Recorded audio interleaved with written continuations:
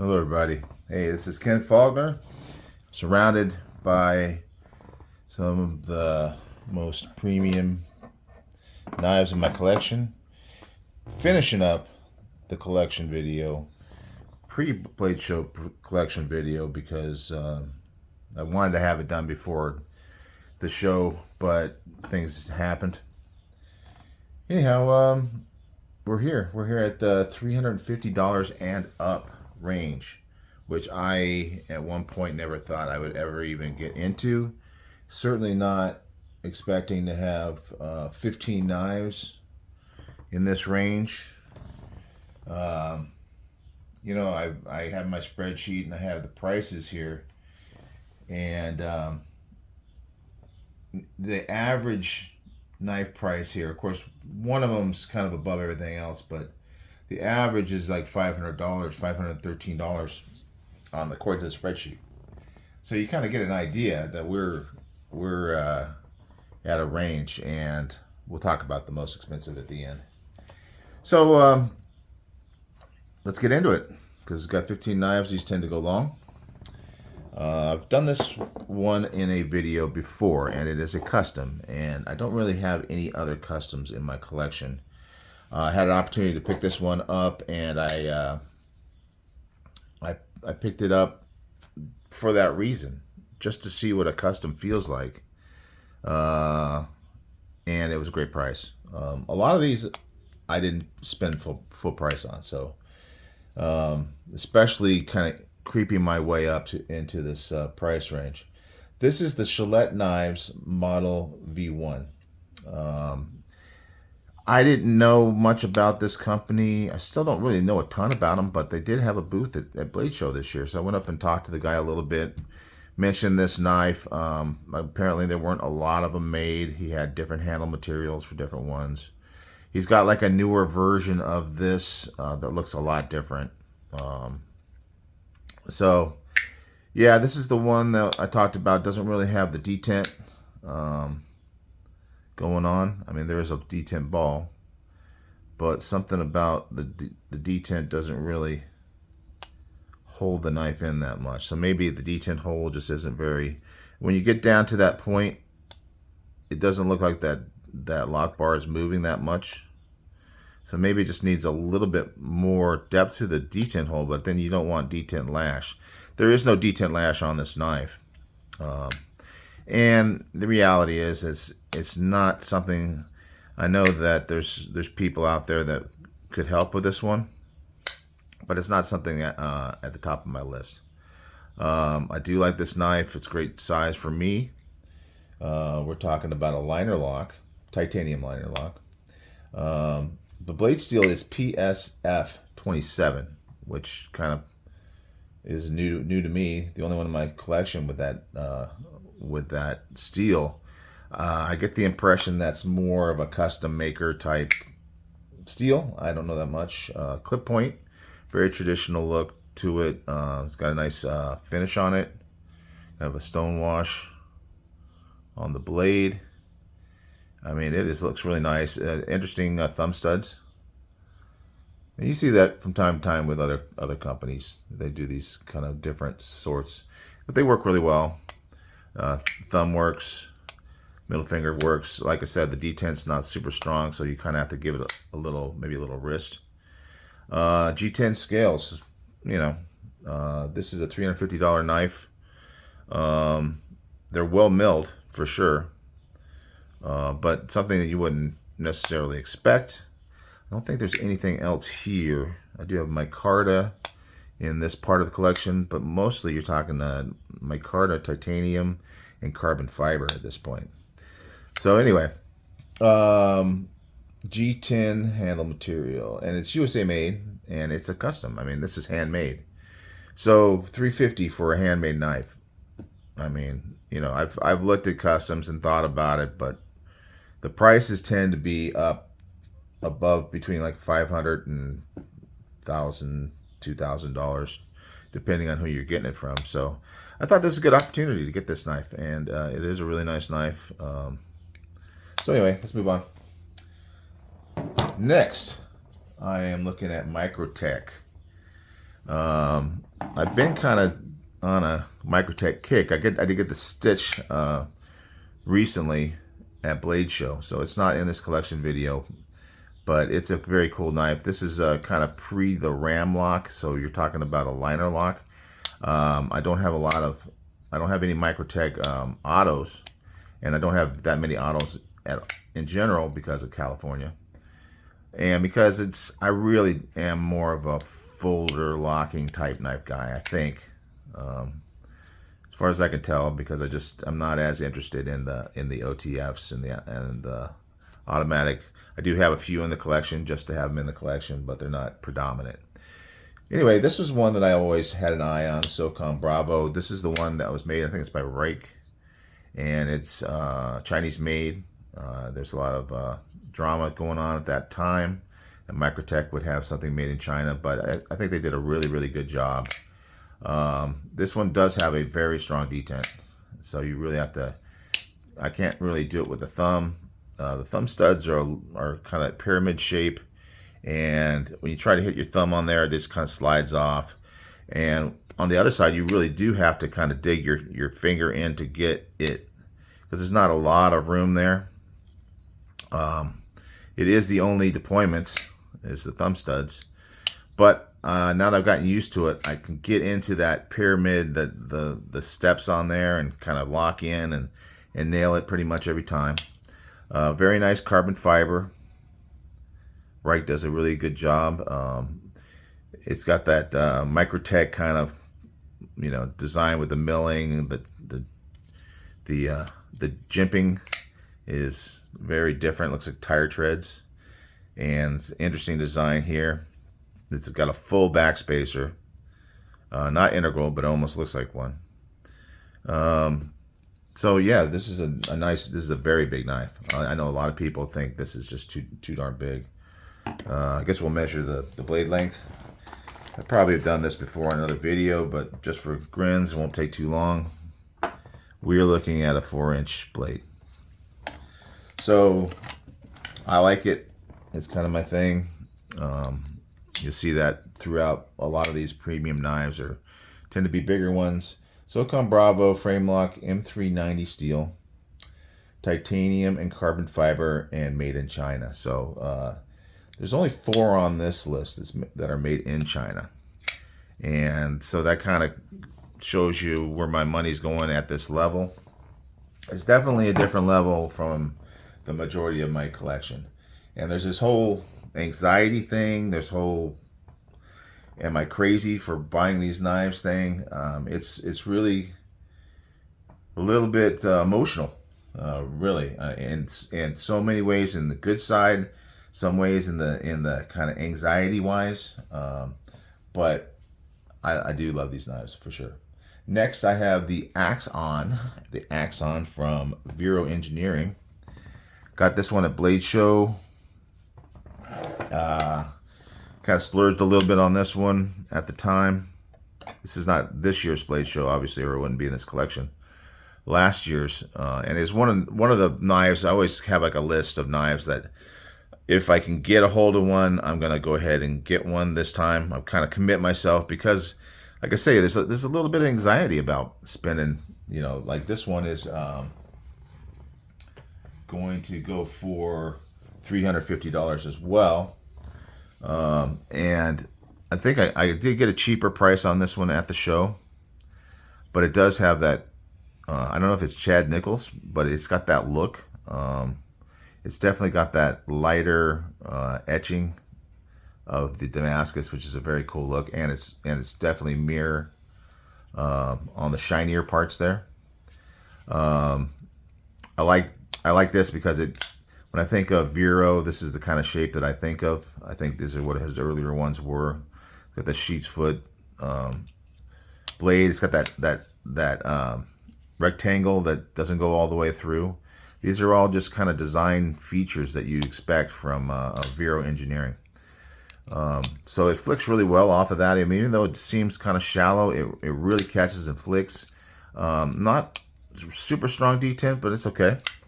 And because of that not super strong detent, you can also get the front flip. So there's that option as well. Very nice looking. Now this is a carbon fiber handle, and it's very nice looking. If I'm catching the light just right. Got the clip, Vero clip, just a plain one. No fanciness on that one. Yeah, great knife. Steel on it is going to be, well, it's Damascus. I don't know what the two steels put into it are. Probably should figure that one out. But it is carbon fiber. It is liner lock, so it's not a frame lock, but it works really well. It's kind of an inset liner lock into that carbon fiber. And yeah, this is my first one from Vero. Moving on.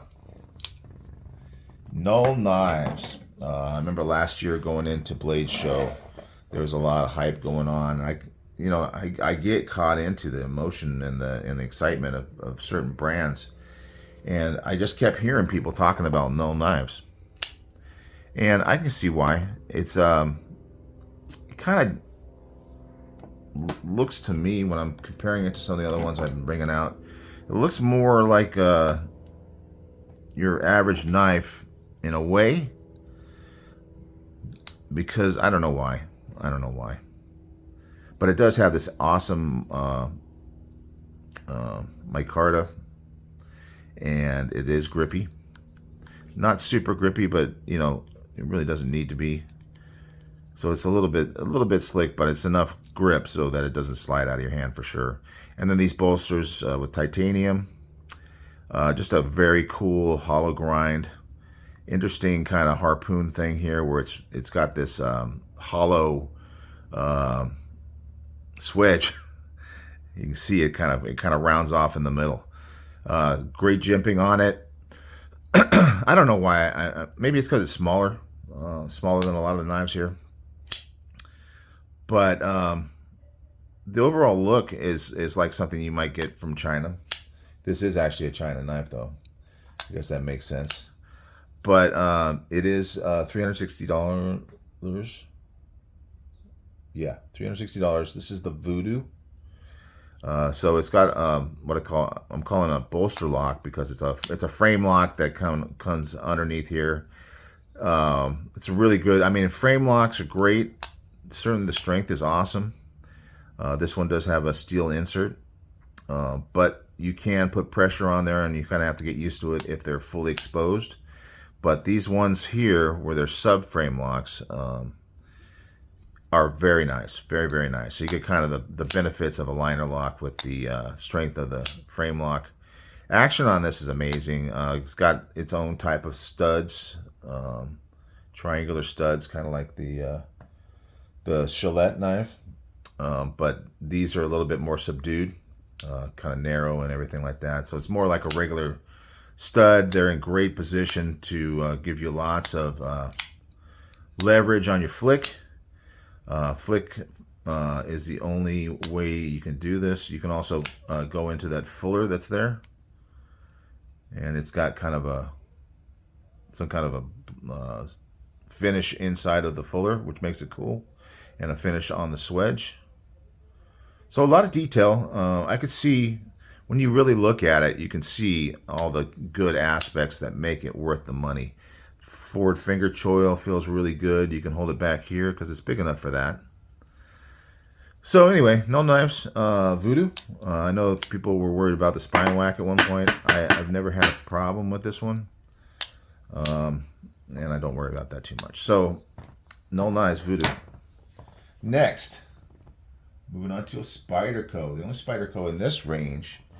I have lots of Spydercos, but this is the Shaman, and this is more than just a regular Shaman. It is a 15V Shaman, you know, and Spyderco has been doing a great job of hooking us up with some really cool blade steels on their knives. And this is also one that's been had the scales replaced, the clip replaced. $375 knife, but that's pre all that other stuff. I don't think I added any of the additional costs that I did not do because it was modded before I got a hold of it.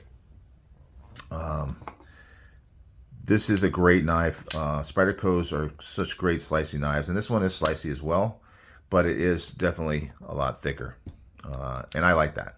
It also kind of surprised me because it took me a while to figure out that you can actually front flip this thing. I didn't know that.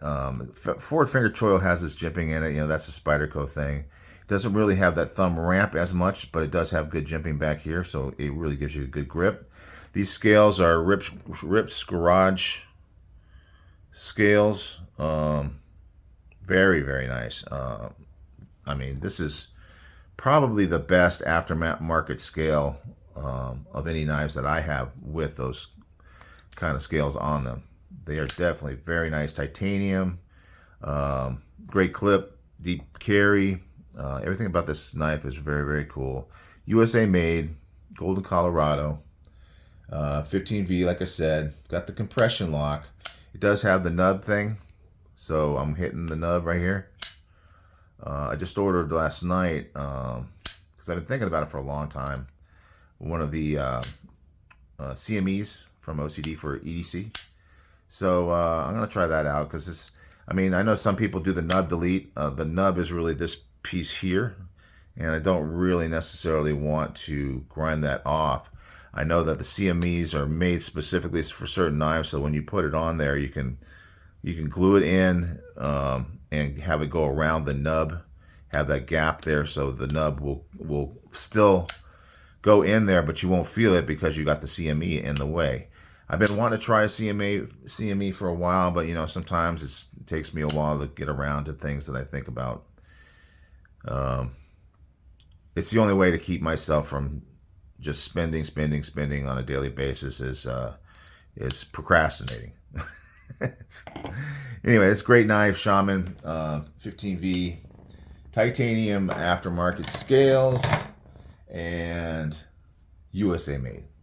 Next one coming up on a $385 knife, which I got for less than that at Blade Show last year. This is another one that I had on my list. I had the Vero, I had the Null, Voodoo, and this on my list, and I bought all of them. You know, because they were available. Talking about thin and slicey, I mean, we're talking about how Spyderco tends to be, but this might even be a step up from Spyderco's usual thinness and sliciness. TRM. This is my first TRM. I wanted one for years. I procrastinated on getting one. You know, that's how I keep myself under control. But you know, when I get to Blade Show, that's when it's time to kind of hit some of those ones that I've been wanting for a long time.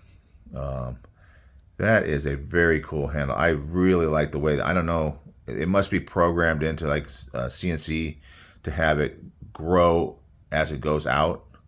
I do like 3D CAD work, and I can't even imagine how you would do that. There must be some kind of math calculation in starting the pattern and having it increase by a certain factor as it goes up. I think it's just very cool, and it looks good and feels good. Thin knife. It's got the inset liner. Works great. It was hard to flick before I got the O-rings that I got from Kevin from Lefty EDC, because I was talking to him at Blade Show at the Kaiser event, and he said he had some, and I hit him up, and he was a man of his word, right on it. No questions asked. Didn't charge me anything. Very cool guy. Anyhow, I think most people that have dealt with him know that fact. He's one of those guys in the community, and there's several that I just can't say enough good things about. TRM, Adam. This one's got a CPM 20 CV blade and drop point titanium that came with the knife this time, and USA made, because TRM's always USA made, and $385. Let's move on. Got a Chaves knife. I've always been a fan of their design, the language of their design. So it's got a kind of a elongated tanto. I'm used to a lot of tantos that kind of come more like this angle, but it kind of goes long and like a belly there. And I I think that's a straight blade, but it's possible that it could be a recurve, but no, I think it's straight. But it's hollow grind here and flat here, just like a regular compound. It's got that Chaves jimping here, very aggressive. I like the look of it, and it feels fine. I don't really have a problem with it. I'm not super sensitive. I mean, my hands are a little beat up. Not as much as some, but definitely not tender to the touch there. That micarta just looks cool. So micarta on one side, titanium on the other side. Got the skull clip. I know like a lot of people prefer the one without the screws. I guess that was, you know, changed quite a few years ago. It doesn't bother me. I think it still looks cool. I really like it a lot. This also has the kickstop. You probably know about it, but as the blade comes out, the kickstop is still here, and then when it gets to a certain point, it catches up with the blade and it comes out. So this kickstop thing can actually stay out until this point. It doesn't move with the blade as it goes, but then here it catches it and it pushes it back, and then it comes to here, catches it, pushes it out. So that's an interesting design. It's got the key for a Chaves. It's got the kickstop logo here. Nice coating on here. Never had a problem with it. I'm not sure if it's DLC. Probably is. I think these are all Riot made. So we're talking Redemption 229 with the kickstop. Frame lock. M390 Tonto blade. Made in China. Riot. $410. And I think I got this on sale, so I don't think I spent that much. I think it was a really good sale at Blade HQ. Don't know if it's still going on, but I heard something recently about them still having good prices on these knives. And that they were available too, because these, you know, historically the Chaves knives were always hard to get, and they'd sell out really fast. But this one seemed to hang out for a bit, and I managed to get it. So happy with that purchase. Moving on to one of those names, one of those brands, another one of those brands. I mean, there's several on here. I mean, this, you know, these are all ones that a few years back I was just thinking, man, that's for those other people that have, you know, a lot of money to spend on knives. And somehow I found money to spend on knives. A lot of times we're getting a deal. I bought this on the secondary, and I got a pretty sweet deal on it. It is the XM-18. It is frame lock, just their standard. Very cool design on here, how they kind of mill that Hinderer in there. They got the crazy screws on here. I did take this one apart, and it was difficult to put back together because of the way it's constructed. But I managed to get it, and everything's good. Steel lock bar insert. Action is great. I've heard some people kind of downplay the Hinderer design, but for me, I mean, after getting this in hand, I do want to get an XM24 at some point. But yeah, for me, it's great quality. Again, we got micarta here and titanium on the other side. I do love micarta, so, you know, having these kind of things with it, and it kind of like, because the titanium's a little more slick, so having kind of a mix with the micarta really gives you a little extra grip that you wouldn't have with a full tie. Not that that's 100% necessary, but it's kind of nice, I think. It's got the standards. All that stuff is standard on here. This has got the tri-way where you can change out. I believe this is on the washers, but you can put bearings in. Well, no, I think this one's actually on bearings.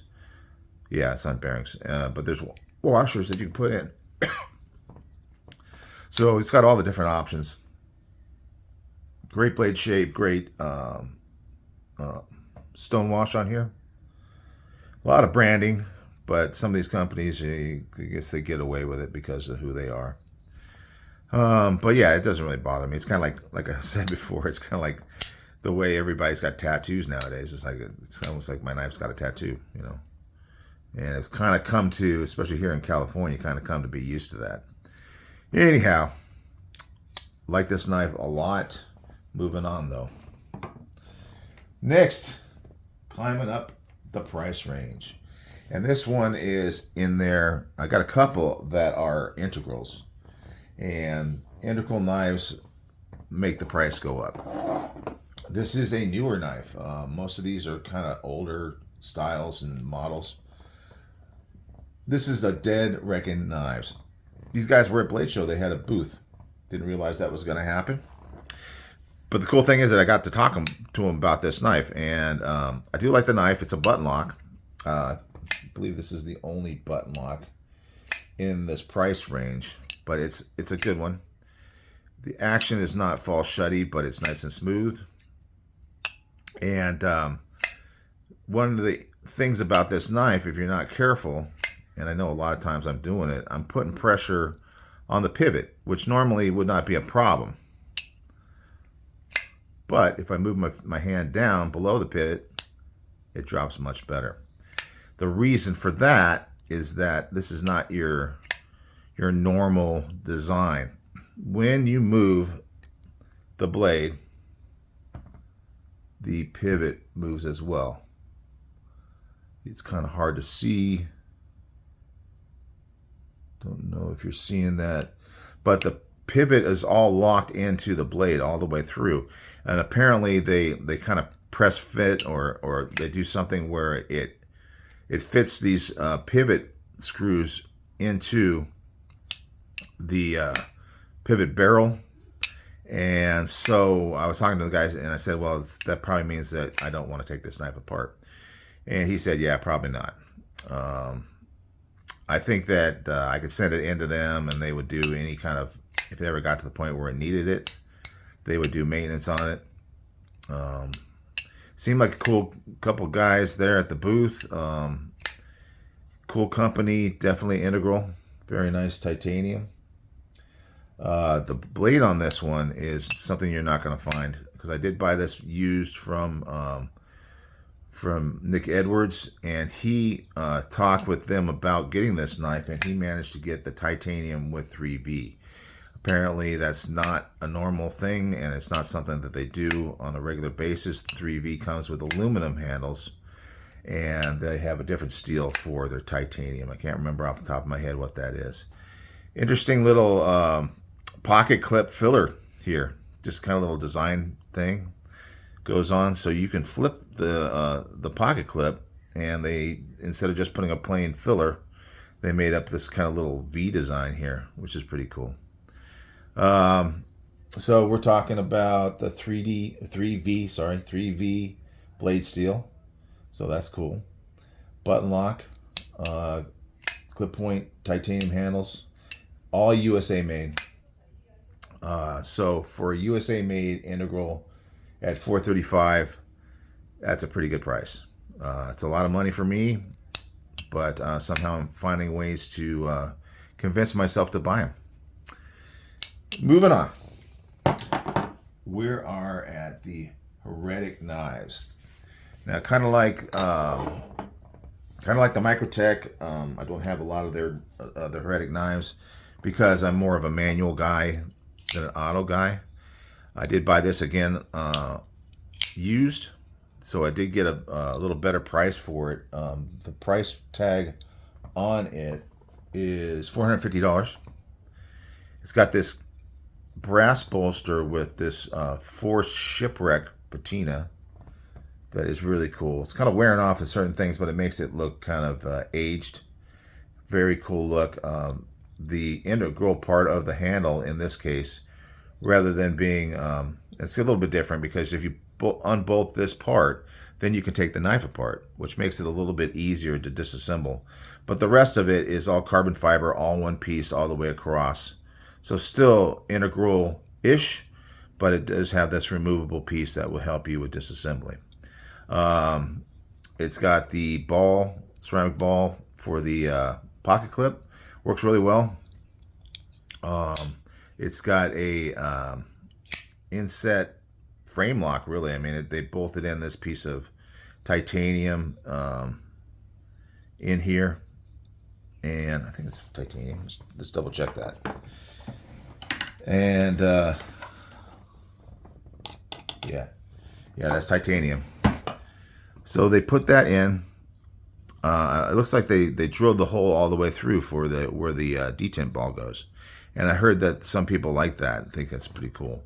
But you can see how hefty that is. So it's not a liner lock. It is a frame lock, although the frame is kind of bolted into the inside of, you can see the bolts here, the screws, to the inside of the integral type carbon fiber.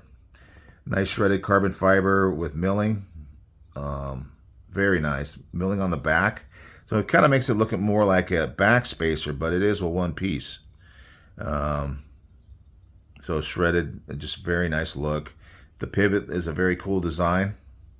It's a very premium looking knife, and thick. Blade stock's thick. Reminds me a lot of the harsey and that solid design of the blade. You know that you can stab this into something, and you could probably do some light prying with this without having to worry about it. Even the tip is pretty acute down here, but it has a lot supporting it. Tanto with the dual grind, not hollow here, both flat, but still dual grind with the swedge. It's very nice. You got your Heretic little symbol there. Anyway, Heretic knives, frame lock. This is the Wraith M. I'm not sure what the M stands for. Wraith M, frame lock, CPM Magna Cut. That's what the M stands for. I forgot that this is a Magna Cut knife. CPM Magna Cut, clip point, titanium carbon fiber in the handle. USA made, $450. Not a bad price, really, for what you're getting here. All right, it's moving on. We're getting close. Moving up in the price. I got a Spartan. This came around Christmas time, and somebody in one of the chats I was in, Bees Live, he said they got a good price on these. I won't go through the whole story, but it was a little bit of drama getting it, but I got it. It's the Royal Flush version. Very cool. I'm not big on like all the etching stuff in general, but this is very subdued with that purple and bronze kind of look. Bronze on the hardware, just really nicely done. This is a Spartan harsey folder, the classic, one that I've wanted for many years, S45VN. I really like that steel. Drop point, titanium, very thick, solid titanium handles. Just a very solid knife. So that's where I was talking about this Heretic knife and how solid the blade feels on this. It's the same kind of thing that I get with the Spartan harsey. Not for everybody. We're talking again about like a 4-inch blade. It's a little bit aggressive on the jimping, which doesn't bother me. Aggressive jimping back here, but great feel in the hand. The way they got it all designed, it just melts into my hand really well. So anyway, Royal Flush Spartan harsey with the frame lock. S45VN, drop point, USA made again. Moving on. Got a couple Medfords. Medford is one of those brands. Love them or hate them. I don't know. I love them.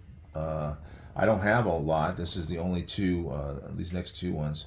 We're going to start with the tiny little dude. And this was like, I bought it used, and it was a price where I felt like I could actually, afford to get it. And I was surprised how small it was when I actually got it in my hand. But still really cool. Still very chunky. Overbuilt for like a fifth pocket. It's very big for a fifth pocket, but it is. It's got all the features. It's the smooth action. Just the very solid feel to it. G10 on this side. So again, we got some G10. It would have been better for me, micarta, but it's thin, so you need to have a stronger material. And micarta is just not as strong as G10. G10 is just really good, strong material, and it has an excellent texture on this side. And then it's got that tiger stripe-ish kind of flame anno on this side. Big old monster clip for this. It's not really that big of a clip. In fact, the next one coming up, you can look. those clips are the same size. So that's a little preview for the next one. Same size clip, but anyway, frame lock. Just that kind of like a smaller version of that standard Medford shape that you like to see. These very, it's like shallow hollow grind there. Anyway, yeah, this is my introduction. I was so glad to get this one because I've been wanting a Medford for so long, and I just really couldn't swing the prices. Both these Medfords I got used. As you know, the way things are going, eventually I'll probably be up to the point where I'm going to be able to pick one up new, but so far I'm enjoying them. That is the Medford Micro Praetorian frame lock. It's D2 blade, and you see that a lot with Medfords. They do a lot of D2, but they do it really well. So MKT-D, that's how you know it's that D2. Yeah, they do a lot of D2. I've always said I like D2 steel, and they do a good job with it. Titanium G10, USA made, of course, because we're talking about Medford. And now onto my other Medford, my second and other only Medfords. This is one that I wasn't really well aware of, but it became available. I didn't know that much about, and I still don't know a ton about Medford.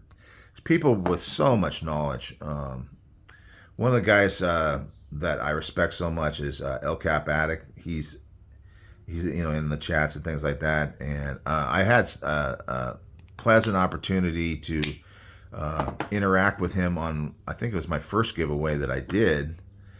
And he's a really cool guy, and the guy has a wealth of knowledge. I would never try to compete with him on knowledge. I don't know if he knows about Medfords, but he seems to know a lot about a lot of things and everything about some things. He just really knows his stuff. Very smart guy, great member of the community. Anyhow, I just went on a little side rant there, but the Colonial, like I said, I didn't even know this one existed until I saw it on Behind the Edge. And then it came up for sale, got a good price on it, and so I jumped on it. So, like I said, it's that same size clip. Doesn't look quite as big on this one as it does on the Micro Praetorian. It's the same frame lock, thicker titanium on this one than on the Micro, for obvious reasons. So the blade thickness on these two is pretty much the same. So the difference on the Micro Praetorian in the handle is because your handle scales are definitely thinner on that one. This one's got that full solid, it's got that back spacer, nice and heavy, the way I like it, and a lot of other people are not going to like that. It's got a little deeper hollow grind on this one. And yeah. So it's good to have a couple Medfords in the collection. Probably never going to be a huge bunch of Medfords in my collection, but maybe one or two more as the years go by. We'll see. And we're on to the second to last one.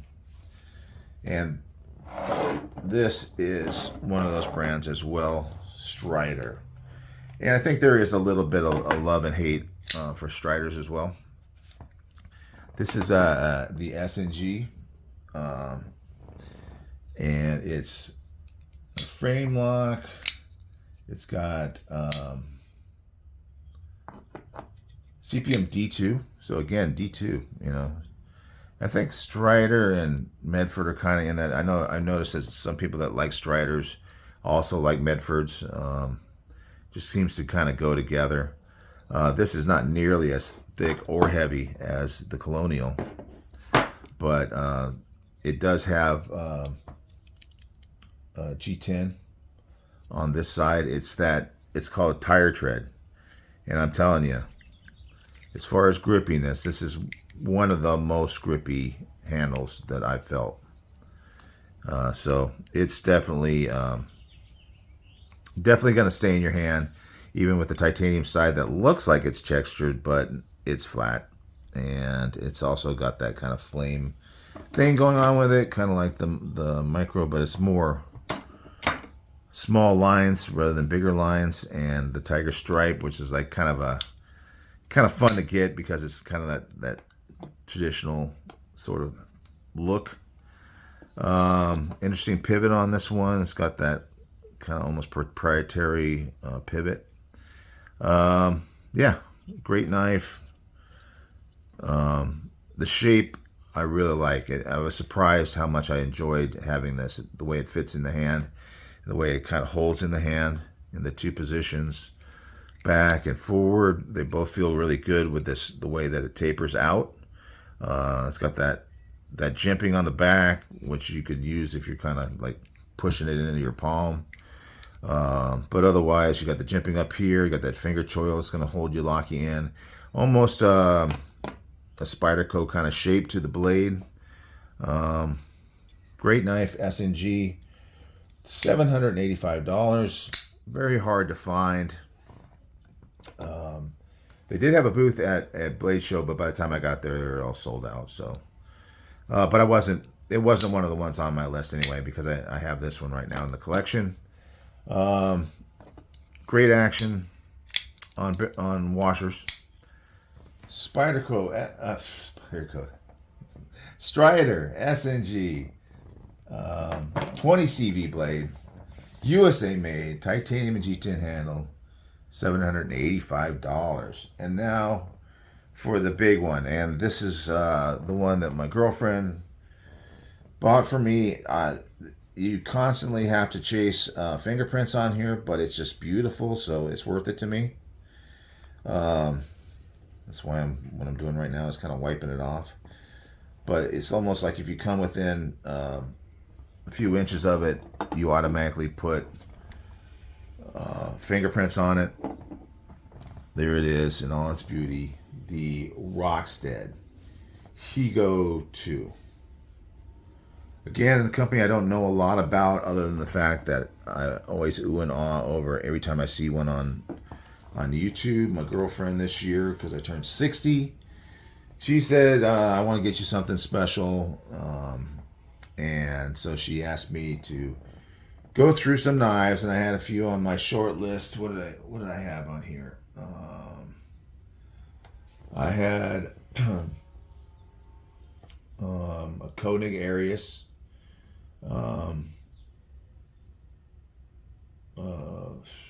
the Chris Reeves knives, Umnazon. Those were the three knives I was considering. But she said I wanted something really special, and this one is just kind of in that realm because of the fact that it's just so beautifully milled. The scales on this just look so cool. Even with fingerprints, it looks cool to me. And the way it catches the light, it's just a black DLC. Losing my voice, long video. Just beautiful. And then when you open it up, the blade also is a fingerprint magnet. But beautiful. You just catch that. The reflections. It's got the blasting on the flat, so it's got a nice look to it. It's got this interesting kind of fuller with a hole in the end. Rockstead. This one lists at $1,200. That's what it says. I've seen it in most places. I kind of looked around for places. You know, they'll show them to you on. I mentioned this on the first video I did on this. They show it to you on Knife Center, and it's got the same price tag, but they say, you know, you got to wait for months. So I went directly to the Japanese website, ordered it from there, said $1,200 for the knife. My girlfriend gave me $1,200 cash, and I put it in my wallet for Blade Show. So that was a big chunk of my money that I had available to spend at Blade Show. So it's kind of a 2-for-1 deal. Man, I can't get that stuff off. It's okay. It's just for the camera. Normally, I just let it get all fingerprinty, and that's okay. It's still beautiful. The steel on this thing. Let's go back to the steel on this one. Is a new one. It is YXR7. This is some kind of special steel. It can harden. It can be hardened up to, I forget what it said, like 65, 67 HRC without losing its toughness. It is made in Japan, so it's the only Japan made on this list, on this part of my collection. But it is a premium knife for sure. It's beautiful, quality made, very solid, feels good. The glide on it, it's kind of like you talk about the CRK, how it doesn't drop or anything, but it does. It kind of drops a little bit now. It's kind of wearing in, but it is super smooth. Hydraulic. That's also a good term for it.